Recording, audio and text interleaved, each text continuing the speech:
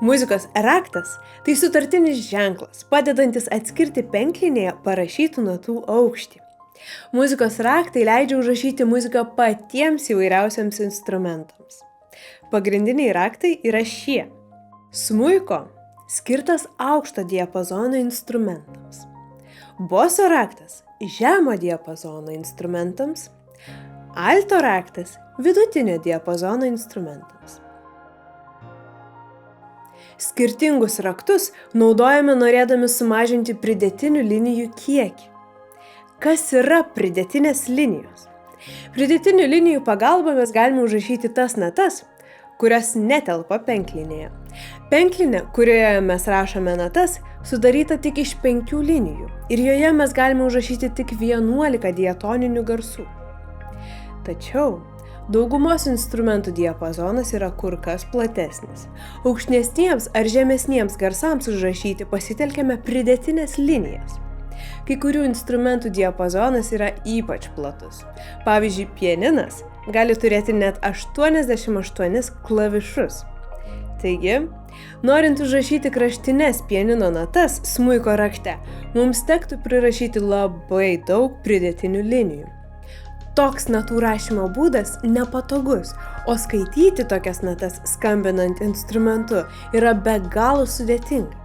Tokiu atveju mūsų reakcija turėtų būti nepaprastai greita, turėtume išmokti labai greitai atskirti ir suskaičiuoti linijas, bei įsiminti visas natas, kurias žymi pridėtinės linijos. Tai yra sudėtinga ir absurdiška. Kadangi pianinu skambiname dažniausiai 2 rankomis, kiekvienai rankai garsai rašomi atskirose eilutėse ir skirtingose muzikos raktuose.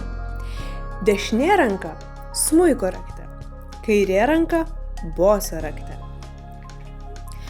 Nors boso raktas skirtas žemiausiems garsams žymėti, o smuiko raktas aukščiausiems, pianino kraštines natas vis tiek rašysime pridėtinėse linijose, nes tarp jų yra ypač didelis atstumas. Visgi, žemosioms natoms užrašyti naudosime kur kas mažiau linijų. Yra dar vienas būdas, kaip galėtume išvengti pridėtinių linijų.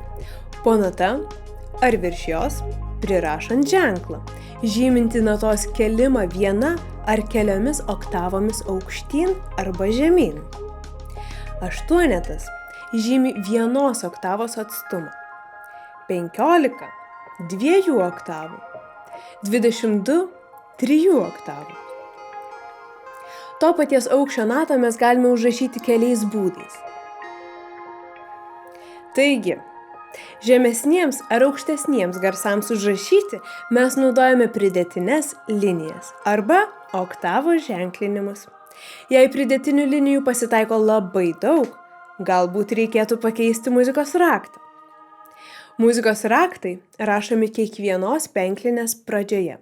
Taip pat raktas gali atsirasti vidury eilutės, norint staiga pereiti iš vieno registro į kitą.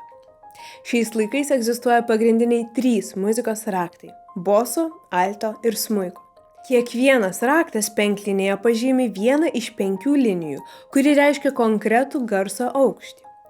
Boso raktas pažymi mažosios oktavos fa natą.